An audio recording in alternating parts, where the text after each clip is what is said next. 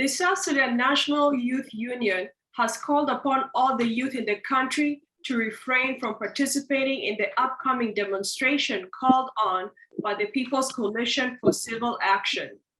Join us as we discuss this and more only on Beyond the Headlines.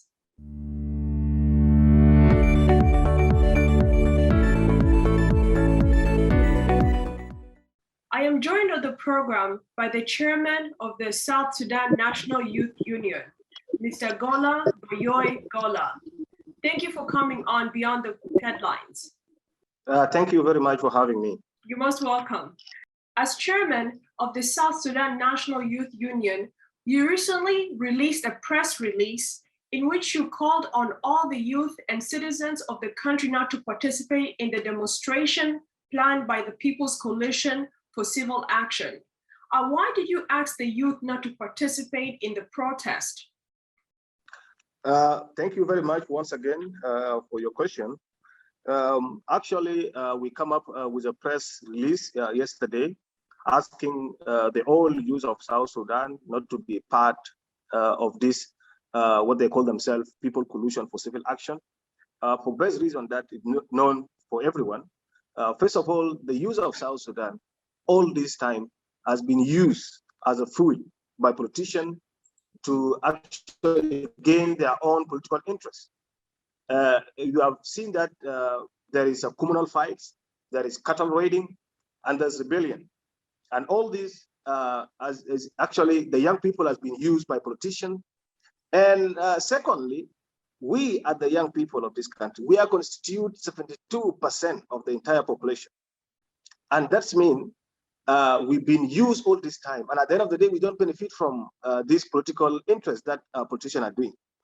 Number three, who are those people coalition for civil action who are trying to use, actually who lost their position before in the government? And good example is the former governor, Quayle. He was a governor, and by then the government was doing right. But now after he has removed from his position, he's now trying to accuse the government that the government is not doing right. So these are the people with individual interests, and we cannot drag the youth of South Sudan into it. And we cannot follow people who we don't know where they came from. These people are coming from nowhere. We don't know what the agenda that they have. So we cannot just follow people blindly without knowing who are they. Now, as you know, the governor, the former caretaker governor of Northern Bahr Ghazal, Governor Quayle is a South Sudanese. Abraham Mawalich is a South Sudanese, as well as Rajab Mohandis. All three of them are South Sudanese. And in terms of leading to uprising and leading to conflict within the country, would you say that the country now is at peace? Sure, we are at peace now. First of all, we don't deny their citizenship. They are South Sudanese citizens. They have all right and obligation to do what they think is right for the country. This is something that we don't object, and we cannot deny them being a South. This is something that we have to agree on it. In the South Sudan Constitution, under Section 25 of Freedom of Assembly and Association, it states that the right to peaceful assembly is recognized and guaranteed. Every person shall have the right to freedom of association with others, including the right to form or join political parties, associations, and trade or professional unions for the protection of his or her interests.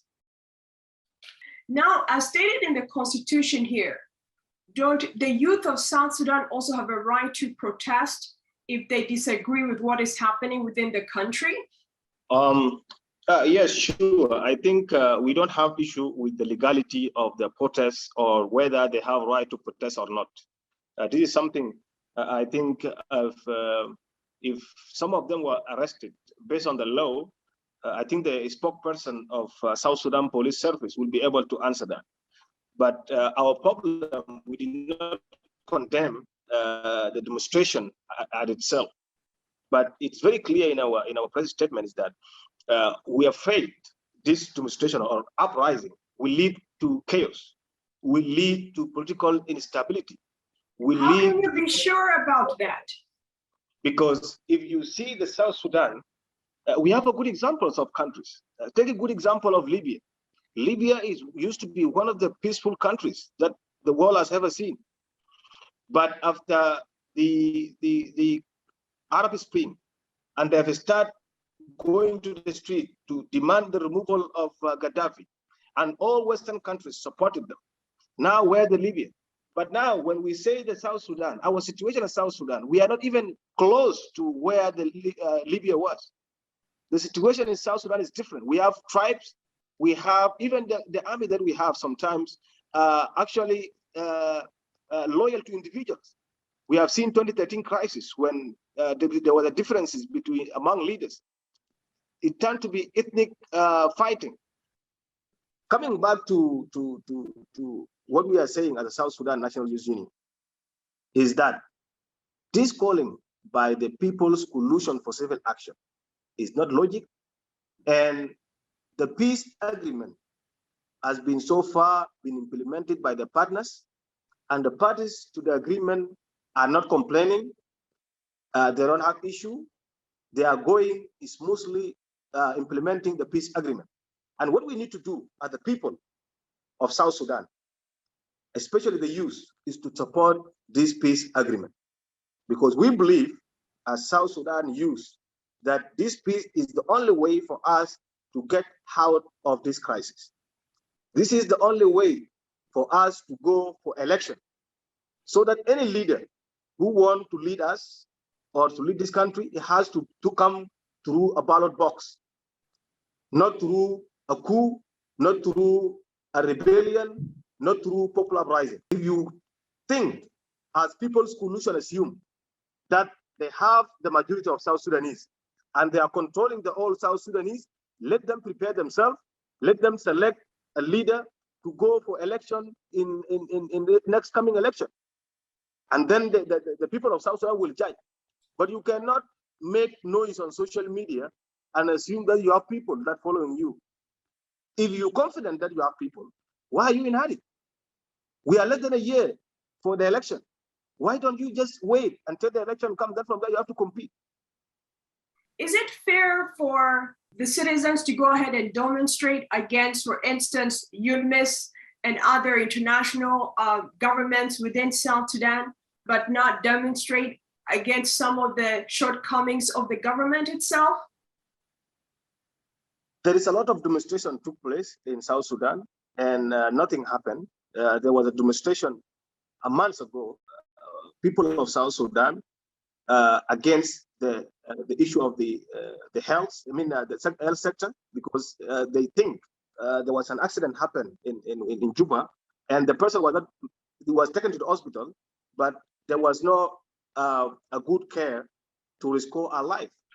And people went out to demonstrate peacefully, and they went home without anyone asking them. But the problem is when you ask for regime change through popular uprising, this is against the law. Although I'm not good in that, but I can see when you are calling for regime change, imagine the chaos that you are going to make to the public, the panic that you are going to make in the public, the fear that you are going to put in people's mind, because as South Sudanese, our culture is always a civil war. Now, according to the People's Coalition for Civil Action, they released a declaration in July 30th, 2021. And part of the statement in the declaration that was written by them stated the following in terms of what they're concerned about. Seriously concerned about state failure to ensure human, physical security and food security in the country, begetting the ever-growing dependency of our people on humanitarian aid. Condemning political leaders for failing to implement the revitalized agreement on the resolution of conflict in South Sudan, which is aimed at delivering peace and development for the people of South Sudan. Applauding the people of South Sudan for having dialogued for nearly 4 years and thereby reaching consensus on the future they deserve. According to the People's Coalition for Civil Action, they are concerned over the following areas in terms of what is occurring in the country. One is attacks against civilians and civilian property, attacks on restrictions of humanitarian aid, arbitrary detentions and enforced disappearance, and restrictions of freedom of expression and association. Are these issues that are important to the South Sudan National Youth Union? Well, all these things are not true. We are living in South Sudan, and we know South Sudan better. These are the language that they are using to convince the Western countries in order to support them. The law is the law, and the government respects it. And you have seen what is happening in social media in some other countries, even in advanced countries like US and European countries. There are some issues that you cannot write on social media. Here in South Sudan, everyone writes whatever he has in mind, and no one asks him. So for us, we are seeing like South Sudan is one of the best countries in terms of the laws. And it's only that some people trying to come up with a propaganda to make sure that they damage the image of the country, and they're forgetting that they are part of South Sudan and they're damaging themselves. But the assumption that they assume that they're damaging the government, but in fact, they're damaging the country. They are not patriotic to the country, and they are not actually nationals. So all these things, they are doing it to actually to get attention from the national community, which is totally wrong. We have some challenges that facing the country. That's true. In terms of infrastructure, in terms of education, in terms of healthcare, in terms of what, and this is because of the war that we have in South Sudan. If you can go back to the history of South Sudan, we have entered to civil war even before the independence. There was rebellion in 2010, before even we become independent country. After 2 years from the independence, because we got our independence in 2011, in 2013, the crisis happened. And you have seen the destruction that happened at that time. And then from there, we had a break. In 2016, another problem occurred. How do you expect us to actually, the government especially, to do services, to do development, and to build the country while we are in a war? There's no logic behind that. So that's why we are saying the peace agreement, the revitalized peace agreement, is the only chance that we have as a South Sudanese to make things right. Now, the People's Coalition for Civil Action is concerned that the elections that are to be held in 2023 are not going to be held. Instead, they're going to be postponed, or other impediments will be placed in the path of the elections taking place. For instance, the statements or perhaps might come out that there's a lack of funding, or perhaps there are not enough people to be able to hold a democratic election. So all these factors could contribute to the elections being postponed for another 2-3 years. Is that an area of concern for the South Sudan National Youth Union, since the citizens, and as you mentioned, over 72% of the youth make up the population? Is that something of concern? I don't know where are they getting the information, because if you are following the news, 3 days ago or 2 days ago, the president spoke and he said the election is going to take place in 2023. So I don't know where they're getting their information. So our position remains clear as a South Sudan National Youth Union, is that the election must take place on time. And that is something that we put it in our present statement. Now, if the elections do not take place, what is the next step forward? Then we have to talk with the leaders, especially the political parties, the signatories to the agreement, that enough and we need election to take place. All of us as a people of South Sudan, not few individuals or few groups. Even as a National Youth Union, we are not going to come out alone. We have to have consensus with all South Sudanese, demanding the parties to the agreement to go for election.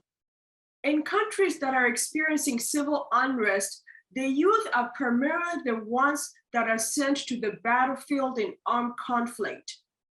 How can young people express a real desire to participate in decision-making at the local, state, and national level within a government? Actually, we've been engaging with the leadership in issues pertaining to the young people, especially the challenges. whether unemployment, whether being part of decision-making processes. And we have managed so far to convince the leadership. And you can see currently we have ministers who are at the youth bracket, age bracket of youth. We have governors, we have ministers at the states, we have MPs. There is significant improvement in terms of including the young people in decision-making processes. So we are always advocating, and we think the dialogue and engaging with the leadership is the only way forward. And we've been engaging with the leadership, even the president. We talk to him, we tell him the challenges and the problem facing the young people. And some of them, he managed to solve them. And some of them, based on the situation, and we understand the situation, he's not able to solve them. So we believe still the dialogue and talking with the leaders is the only way for us to achieve what we can achieve, is the only way for us to advocate for the right of the young people, is the only way for us to participate and contribute positively in nation building in South Sudan. Because as the young people, we're supposed to ask, what can we do to our country, instead of asking what our country can do for us first. Because if you look at these leaders who are now leading us, including President Kiir, they have dedicated their life, they have sacrificed their lives. When they were young, they joined the rebellion without salaries, without being paid by anyone. But they went for 21 years for liberation struggle, and today we are free, and today we have a country because of their sacrifices. So why are we, as the young people, don't learn from them? We're supposed to see what best we can do for our country, instead of asking what our country can do for us. The level, as you know, of unemployment within South Sudan is extremely high, particularly when it comes to the youth. And this is impacting their lives in such a severe way, because it doesn't only impact their lives in terms of them not being able to sustain themselves health-wise, economically, but also it interferes with their ability to get married and have families. Now, the level of unemployment and poverty is high. As the chairman of the South Sudan National Youth Union, how are you engaging with the government to resolve some of these critical issues? As the South Sudan National Youth Union, and it's in our strategic plan that we have a comprehensive program for empowerment of the young people and employment of the young people. And so far, since I came to the office, we have managed to employ more than 100 youth in different sectors. And we are working on now to employ more. And this is something that we do together with the government, and all government institutions are always welcoming us. And any recommendation that we make, they're always considered it. So this is something that we are working on. We are also having some programs with the African Development Bank to empower the young people. And we had several meetings with them, and they are going to support the empowering the youth of South Sudan in terms of giving them the capabilities and build their capacities to make sure that they are actually getting jobs. You mentioned that you've employed about 100 South Sudanese youth. That would be considered almost a drop in the bucket when it comes to the population, because as you had mentioned that over 72% of South Sudanese are composed of youth. Now, with only 100 employment and millions of South Sudanese youth being unemployed, the policies that you've discussed are only policies, but where is the tangible evidence of youth being employed in large numbers? We have a strategic plan for 4 years in place, and we have already priorities that we are putting in as the executive of South Sudan National Youth Union, and we are now working on the legal frameworks of our laws, of our strategic plan, of our establishment as an institution itself. So, as I put it earlier, that the laws that so far now are in progress is the issue of Youth Enterprise Development Fund, which is in Revitalized Peace Agreement, Chapter 4, We have also youth development policy. These are the two major important documents that we see that is going to tackle the all problems, the all challenges facing the young people. Because as you put it clearly, we are not going to be satisfied if we are going to employ hundreds of young people in different sectors, because the young people of South Sudan are 72% of the entire population. So if you are employing hundreds of them, it looks like you are employing 0.1, and still you are not solving any problem.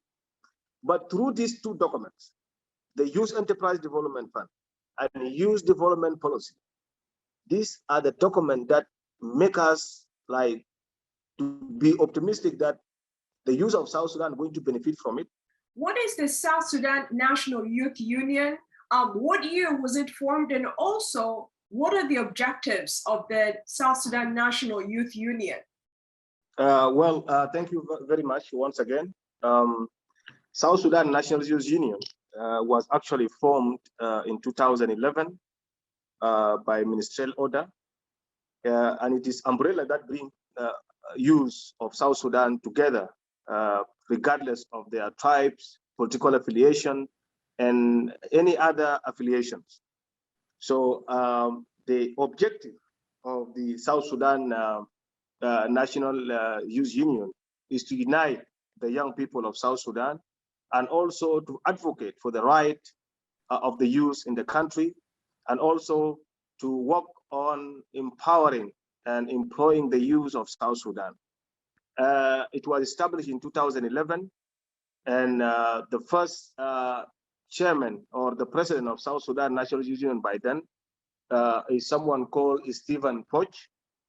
And then from there, we had Manut Mayar. And then from there also, the youth of South Sudan said in a state of appointment, because all these presidents has been used to be appointed by the ministers of the youth and sports. But then the youth of South Sudan sat down and said that instead of appointing the president or the chairperson of South Sudan National Youth Union, it has to be through election. And the first convention was held in 2015, whereby Dr. Albino Boldiu was elected as the president-elect 2015 as the first president-elect. And the term in office is 4 years, and his terms elapsed in 2018. And the second convention took place in 2019, where myself was elected as the second elected president or chairman of South Sudan National Youth Union. And now I have close to 2 years in office. I remain with another 2 years. Then from there, the third convention is going to take place. And we normally bring delegates from the different states in the country, from states, counties, Buma and Payams, and bring them to Juba capital to come and attend the convention. And then from there, they will elect the president or the chairman. So this is how the National Youth Union was formed, as a unified factor that unite the all youth of South Sudan, regardless of their political affiliation. Our mission is actually a bright future where the youth of South Sudan develop their full potential, free from discrimination.